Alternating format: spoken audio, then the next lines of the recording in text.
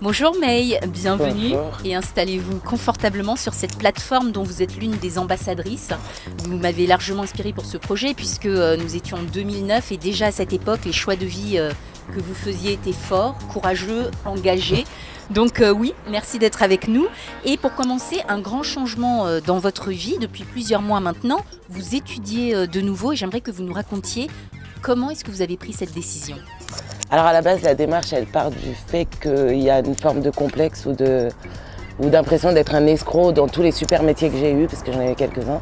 Et l'impression, oui, qu'il manque quelque chose, de pas être complète, oui, de pas être complète. Un manque de culture peut-être aussi générale. Et donc, j'ai décidé de reprendre mes études. Alors ça s'appelle le DAE, c'est un diplôme d'aptitude aux études universitaires. Et ça a été génial parce que j'ai appris des choses que je ne connaissais pas, par exemple la philosophie. Et ça m'a permis d'apprendre beaucoup de choses sur ma personne, sur l'être humain en général, les animaux, la terre, la vie, enfin tout ça. Et en l'occurrence, j'ai adoré le thème de la liberté parce que ça m'en a dit beaucoup. Et voilà, et ça a été hyper intéressant. J'ai rencontré de belles personnes aussi, des profs sympathiques. Enfin ouais, ça a été une belle expérience. Alors May, vous êtes aussi une femme qui voyage entre l'Afrique et le Sénégal, Dakar d'où vos parents sont originaires, et puis l'Europe et la France, Paris et sa région où vous avez grandi, et enfin Caen, la Normandie où vous habitez. Alors, quelles sont vos attaches profondes dans chacun de ces lieux ? Alors, je vais commencer par l'Afrique, c'est important. Donc déjà, je suis Peul, donc ça facilite un peu. On est de partout là-bas. Et puis on se sent à la maison, hein, qu'on le veuille ou non, même si je suis née ici, c'est la maison. Et puis tout le monde a la même couleur que moi. J'aime bien cette couleur, c'est sympa. Et il se passe des choses quand on arrive là-bas, c'est vraiment différent. Il y a une forme de... Je ne vais pas dire qu'il n'y a pas de profondeur ici, mais il y a une forme d'authenticité que je ne retrouve pas en Europe. Et Paris, j'ai grandi ici. C'est la maison aussi, différemment. Mais c'est un peu énervé quand même comme région. Un peu trop speed, un peu trop en fait, tout est trop ici. Et maintenant c'est la Normandie depuis quelques années. Déjà parce que j'ai un petit moitié normand. Et il y a une forme d'apaisement là-bas, même si c'est pas toujours facile parce qu'ils sont moins habitués à d'autres cultures, à d'autres traditions, à d'autres façons d'être, de vivre. C'est pas toujours simple, mais il y a une forme d'apaisement, c'est la campagne, c'est la mer, c'est la vie de hippie, peut-être un peu. Et puis en tant que maman, c'est évident que c'est plus simple là-bas. Pour un enfant, ouais, c'est évident. Parlez-nous de votre famille, Franck, votre compagnon musicien, Noam, votre fils également musicien. Comment est-ce que vous vous placez au quotidien avec ces deux artistes ? Alors c'est assez facile parce que déjà c'est la musique, ils sont doués, ils jouent ensemble, ça a créé des liens entre eux. Ça a créé des liens avec le père du petit aussi qui est aussi musicien. Et Franck a des enfants aussi, des filles musiciennes aussi. Donc du coup, on est une belle famille recomposée où il y a une bonne entente, où tout se passe plutôt bien. Et je pense que le fil conducteur entre tout le monde est la musique, quoi. Donc du coup, et puis de temps en temps, je viens poser mon chant dessus et ça crée encore plus de liens, en tout cas pour moi. Et puis comme ils m'aiment, ils me font croire que je chante bien, donc c'est sympa.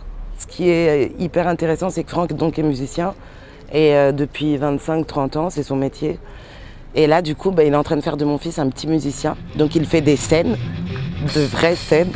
Et à 12 ans, il joue du Metallica, du gros métal, du métal, du rock. Mais il est doué, il aime ça, il veut en faire son métier. Et on l'encourage, il est en de bonne voie, je pense. Et on est assez fiers de lui. Ouais. Et puis lui aussi, ça le rend très heureux. C'est une vraie passion pour lui. Et voilà, quand un enfant est passionné, faut pas l'empêcher de vivre sa passion. C'est important.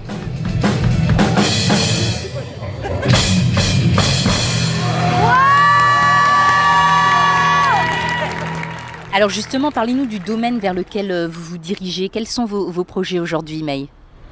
Alors, je me dirige vers l'édition musicale, après être passée par la post-production, la musique il y a longtemps déjà. Enfin, toujours l'art, hein, c'est important. Donc, je me dirige vers l'édition musicale. J'ai envie de repérer des groupes et de les aider à se mettre en avant et à y arriver, à faire fonctionner leur groupe. Il y a beaucoup de boîtes d'édition musicale qui brassent du groupe, qui en prennent le plus possible pour avoir plus de chance. De leur côté, nous, on a vraiment envie de travailler avec des coups de cœur, des sons qui nous parlent, qui nous font réagir, qui nous touchent. L'entreprise, c'est Nacre Édition, ça existe, ça y est. Et on est en train de mettre tout en place et ça va venir. Là, je pense que d'ici la rentrée, ça va vraiment partir. Évidemment, comme Franck est musicien et qu'il a un studio, il est habitué à enregistrer, à organiser des concerts, etc. Lui, ce serait vraiment la partie production. Et puis moi, ce serait le reste. Donc, alors, un peu la dictature, un peu taper sur les doigts quand ça ne travaille pas assez.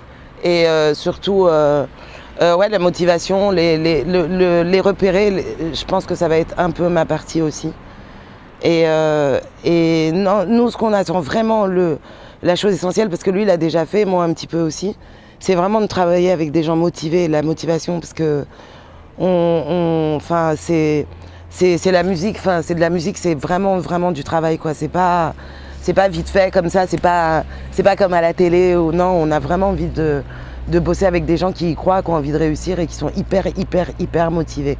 On n'a pas envie de devoir leur courir après, les secouer. Ou...